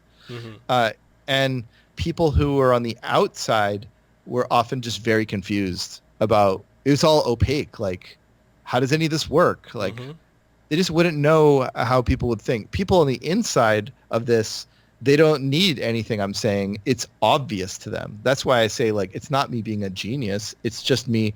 It's supposed to be saying things that are obvious to anyone who sat where I sat. Mm-hmm. If someone else was in my spot, they would have thought and noticed all these things too. So I acted as a cultural interpreter. That's the point, is that I'm taking knowledge that one group of people has and then another group doesn't, and trying to explain it to them clearly, like without jargon, hopefully, like in an understandable enough way that you don't have to care about fighting games at all. In fact, I try to use examples from other games like StarCraft and Magic the Gathering to show that these principles are just universal to competitive games. They don't have to do with fighting games. Awesome. Winding down to the last question. Okay. Do you feel like we're in a resurgence of fighting games? Because, especially for us and, living through the 90s and early 2000s, there was no lack of fighting games at all. And then the American arcade scene died off and a lot of franchises died off. And then it came down to, you had your staples. You had your Guilty Gears and your BlazBlues being niche. Then you had your mainstream games like Street Fighter, Tekken, and Virtua Fighter to a lesser extent now. But, you're seeing franchises come back. You saw Soul Calibur come back last year. You saw Samurai Showdown out of nowhere come out. Do you think this generation now is really interested in, is there a resurgence, would you say, in the fighting game scene? So yeah, I do think that. I'll hedge it just a little bit. I mean, I agree overall, but the note, I feel like, just to be historically fair. So I used to help run Evolution. That's the biggest tournament series in the country for fighting games. Mm-hmm. And I remember that every year we would do Evolution, people would say, like, fighting games are dying. like, they had their heyday and it's just declined now. And every year, Evolution attracted more people than the previous year. I'm pretty sure that that's true 100% of years that Evolution has run. I mean, someone could fact check that, but I'm pretty sure it's literally every single time it increased overall attendance. So what I'm saying is there's just historically been this like undercurrent of fighting games are dying that was never really true. Mm-hmm. There was a time that some players refer to as like the dark times or something, mm-hmm. which is the several years leading up to 2009 where Capcom didn't really release anything. Mm-hmm. Then they came out with Street Fighter 4 and there was a big explosion. So there's kind of like this like fake claims of decline, but not really. Mm-hmm. And then there was an actual big explosion around 2009. And I don't have the data in front of me, but my feeling is like it increased. It was another like period of slight increase again since then. Slight increase, where people can say it's dying wrongly. And now it does. I'm feeling what you're feeling, that it seems like there's been a point of inflection where it went from slight increase to like even more increase. Yeah. Yeah, like something happened. And I mean, it's in a way it's bad for us. It's not, I mean, we want everyone to play fighting games that we can. And we hope to get more new players into the genre than most other games can do, right? Because we're trying to reach beyond the genre. So I don't mean it that way, but I just mean, as a developer, there's just suddenly so much competition. There's so many other fighting games. Like, also this concept of like being radically accessible, being like, keep the depth but make it much easier to play. That was not really a thing. It was like mostly unheard of. There was Rising Thunder that claimed that, but it didn't finish. So we were pretty unique. And then a whole bunch of other games like came out of nowhere, and I mean, I frankly did not do that, but they claim they did, and it really muddies the waters for us. Right? So, I won't name them, but just so there's a bunch of those, but then there's also a bunch of the ones you named, right? There's a new Soul Calibur. There's a new Mortal Kombat. There's a new everything. There's right? Like there's just so many fighting games. I don't know. I can't quite explain it other than fighting games are great and more people are finding out about it. Right. Oh man, it's just something like when I'm looking at it, and I gave a friend, one of my friends that goes to our locals out here, was saying, he brought a conversation where he said, "Oh, I feel like, fighting games died off." Like, and I said, "Well, I guess if you're looking at it from like the mainstream perspective, when we started to focus more on our JRPGs and shooters, like, yeah, there was a shift. But I look at fighting games the same way I look at wrestling. A lot of people feel like wrestling died off when WWE bought WCW. They're like, oh, it's just been WWE all these years. No, wrestling didn't die. It's always been other promotions, and there's been really good wrestling. It's just, if you're looking at the mainstream, you just think of WWE. And I think of, with fighting games, with the fighting game scene, a lot of people just thought Street Fighter. They just thought, Tekken. And when Street Fighter went dormant, which they went, was a decade? 99 was Third Strike, and then, or 98, and then you didn't... I forget the exact number of years, but it's a little less than a decade, I think. It's close to that, yeah. Was it 2000? I think, because 4 came out in, was it 08 in Japan? Or is it 09? I think one of the two. Oh, sorry, Street Fighter 4? 09, yeah. Yeah, so like... It's 09. Yeah, so like the from Street Fighter 3 Third Strike to Street Fighter 4 Vanilla, like, there was that dormancy with Street Fighter. And we had Capcom versus SNK 1 and 2. We had SNK versus Capcom, SVC Chaos, and we had the EX series, and was it Fighting Jam? Like, we had a lot of... Right, and this is what I was referring to in that, by that measure, it's the, quote, dark time, but it actually was not dark when it came to turnout at events. Yeah. Like, it was growing, so... Yeah. And then you mentioned that someone might think like it's just Street Fighter. Okay, well, how about Smash?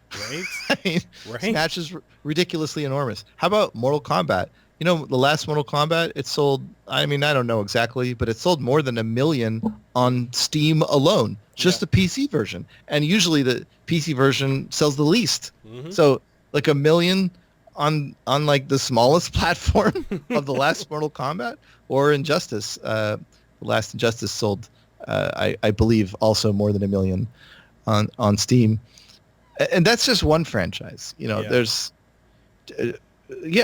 just so many huge fighting games. So yeah, the genre is not as big as Overwatch.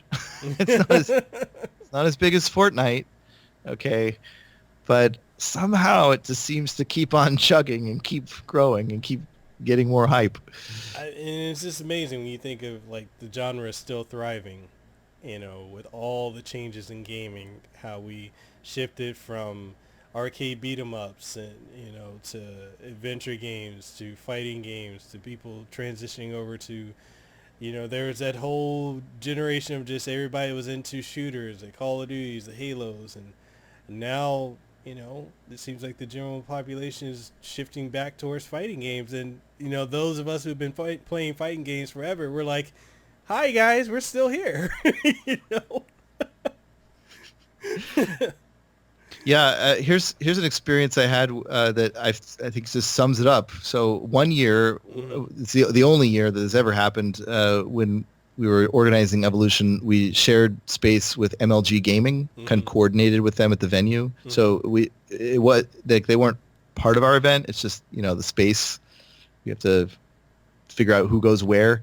And we were saying like, okay, on Saturday, we're going to have our finals. And so on Saturday, we have to move all these chairs around. Like, so, because right now there are stations where people play, but on Saturday they need to be for the audience. And we were explaining logistics, and they were like, wait, what? Like, there's gonna be an audience, and it like so big that it's gonna take up this ballroom, like, And then we said, yeah, well, you're running a Halo tournament, so don't you need the same thing?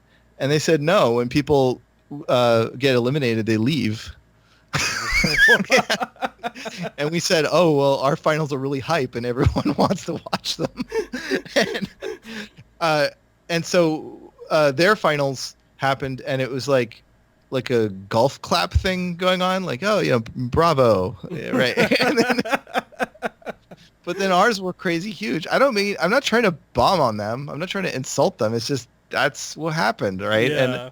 And another thing they mentioned, one of them mentioned was, wow, your audience is so I forget the word, but heterogeneous, meaning like everybody looks different. Yeah. Like, you know, there's people from all different races, all different socioeconomic classes. Yep. And I grew up in that. It's like I'm a fish in water, and I don't know what it's, you know, why? What is your community like? You know, like, but they were saying, well, it's a lot more homogenous.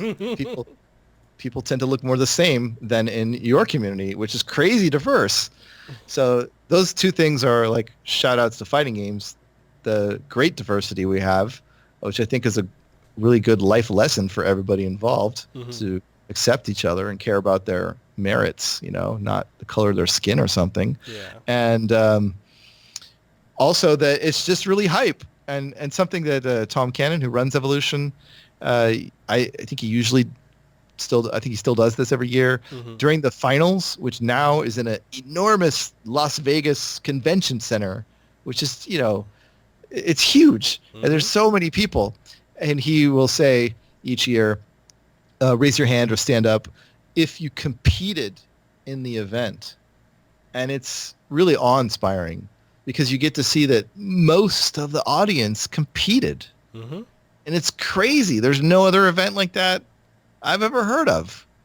Yeah. I mean, what kind of sport or esport can you have a huge audience that actually competed in the tournament they're at? So maybe that's part of the ingredients of the hype machine. Yeah, it could be. It definitely could be. I mean, Evolution has really come a long way. It really has. But so what can we expect? Are we gonna get more Fantasy Strike? You know, with how well this one's doing, we might get a Fantasy Strike 2. You know, I'm chomping at the bits. I just want to know. Well, we are not working on Fantasy Strike 2. That's a little early for that. What we really want to do is add more characters and features and stuff like that. Like my tabletop games already have more characters. They have the same characters that are in the current game, but they also have more. So we'd really like to make as many characters from that world as possible. But man, it's expensive, as I talked about before. Yeah. It was really way beyond my limit even to reach this current finish line. So in order for us to actually make more, we're going to need sales. So please tell everyone to please buy the game, and if they do, then we're going to use that money to make more content because that's what we want to do. Definitely, people. Make sure you go out and I'll leave links, everyone, down to where you can go to the website. You can check it out. Yes. I'll give more information about the game. I'll leave the social media links as well. And definitely, if you have a Nintendo Switch or you play mostly on Steam or PS4, like just go to the stores. It's right there. Just search Fantasy Strike. Amazing game, great price, excellent value. And it's just there's just layers upon layers of depth. You actually have an arcade mode and characters with arcade ending stories. So, a lot of fighting games now launch without that. Just saying, Yeah, beautifully drawn as well. We're really happy with the artwork there. And the voice acting superbly done too. Oh, thank you. So, yeah. And I actually have to say I lied. I have one final question for you. Okay, go ahead. Did you have fun? What, on the interview or making the game? Both. Either or. Okay, in the interview. I mean, yeah, I had fun in the interview because it's so different than other interviews. Like you're really interested in the human interest angle. So, I got to tell you about my exciting math professor and so on. And that's just one of the things, like, especially for me, because English is not my first language. It's Oh, Samoan. wow. That's amazing. And it's just one of the things for me. It's like especially when I got into podcasting, got into interviewing people, I would watch other interviews of people that, either I'm going to interview or people that I have interviewed. I'd see how kind of stiff and robotic or samey a lot of the interviews, like a lot of people get asked the same questions, and sometimes I'll ask the same question too. But one thing I see with most interviews is a lot of people don't really dive into, like you said, the human aspect of the person, like into the person themselves. And that's one of the things that I try to pride myself on, my show and everything that I do being different, is revealing that aspect of whoever I have on, giving them the floor, like, talk about your experience. How did you get to this point? And, and I really enjoyed this conversation we had. I don't even feel like it was an interview. I feel like it was a conversation. Yeah. I was just thinking that it's interesting that in some other, like, I imagine some other interview where a lot of it was about the game Fantasy Strike, and that would be more normal. Mm-hmm. That we just released that, so tell us even more about it and how all its features work and whatever. I mean, we did some of that, but usually that's like the only thing. So in that version, you're showing that that's missing quite an angle here, because I think anyone who listened to this, like, maybe they got some of that, but they got so much of this other stuff that it kind of gives a window into, like, well, what would this guy do? Like, what kind of thing would this guy make? Based on knowing all that, I feel like I sort of have an idea that I couldn't have gotten if he just, told us the features or something. Yeah. And that, between that and the other thing I stress heavily is that my guests, that they're comfortable, they have a good time, because I value that. I find that to be really important. And, to hear that you had a good time. Oh, yeah, I had a great time. You did great. It's just it's something that I pride myself on that. I'm like, yes, that's the goal. Make them have a good time while they're on the show, put them at ease. And, because most people, when I do the interview and I dive into questions about themselves, for whatever reason, it seems to throw off a lot of people. They're like, wait, I thought we were going to talk about the product. Oh, okay, cool. Let's do this. Let's talk about that. So, yeah. Yeah, I see. Put them at ease, right? Trick them into having an interview. Well, I'm kidding, but it's like, like you said, you want to have a conversation, and then that's in some ways more illuminating than the stilted interview answer might have been. Yeah, because I've watched a lot of painful interviews, and I'm like, yeah, not doing that one. Not doing that. Right. Well, I hope we entertained your audience. Of course they will. Of course they will. Okay, great. Is there anything you want to leave them with before we go? No, I think we covered it. I'll just say the contact info again. That fantasystrike.com is the website. The game is available on Steam, PlayStation 4, and Switch. And that I also have a bunch of tabletop games at sirlingames.com. That's my last name, Sirlin Games. Awesome. And you guys, I'll leave links. And we Twitter too, at Fantasy Strike. We are very active on that. And at Sirlin Games too, by the way, as another Twitter handle. Awesome. And I'm Sirlin, at Sirlin. Man, plug everything. Get it all out there. There. No, I'm done. You go now.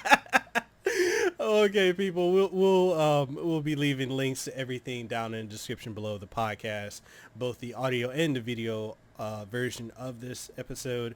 It'll be available on youtube.com/Mekel Kasanova, as well as twitch.tv/Mekel Kasanova. You'll also be able to catch it on Apple Podcasts, Google Podcasts, Stitcher, TuneIn Radio, Sirius XM coming soon. It's also available on Spotify, iHeartRadio, and coming soon to Pandora Radio. And also available on Launchpad DM by Podcast One. And with that being said, people, we had a great time here. I enjoyed the conversation. Enjoyed, as always, getting to do this because I love it. And I love having guests like David on. David, I hope you would love to come back on the show again. Oh, yes, definitely. I'd be happy to come back. If you're ever in Hawaii, man, we're going to get some lunch. We're going to have some dinner. Okay, it's a deal. On me. This is place, I don't know the last time you were out here in Honolulu, but we've got this new local spot that opened up. It's a hole in the wall, and super good food, super good local food, huge portions, and it's dirt cheap. And I'm shocked that nobody really knows about it. And as much as the owner's like, Mekel, talk about it on your podcast, I'm not going to mention your name because if everyone knows, so I'm doing a favor by saying there's a spot, but I'm also not doing a favor to the business by saying what the spot is. So if you go past university and you see Oh My Grill, don't go in there, please. That's my spot. Maybe someday you can interview the owner of that place. Hopefully so. All right. Well, Oh, go ahead. I was just going to say thanks for having me on, and it was all great. Yeah. And with that being said, people, we are signing out. Hey, did you enjoy this episode of the Kasanova Podcast? Well, I'm sure you did. And since you did, and you're wondering where else you can find it on every podcasting outlet. Yes, that includes Apple Podcasts, Google Podcasts, Stitcher, TuneIn Radio, iHeartRadio, Spotify, Launchpad DM by Podcast One, and so much more. And the only thing I ask of you is if you truly enjoyed it, even if you didn't enjoy it, please leave a rating and tell us what you thought of it, what you liked, what you didn't like, and everything in between. And also, if you're looking for video formats of this podcast and many more, you'll be able to find them on youtube.com/Mekel Kasanova, as well as on twitch.tv/Mekel Kasanova, and new episodes every single Monday morning, 8 a.m. Eastern Standard Time. So, with that being said, this is Mekel Kasanova, Hawaii's favorite YouTuber. I am signing out. You guys have a great one.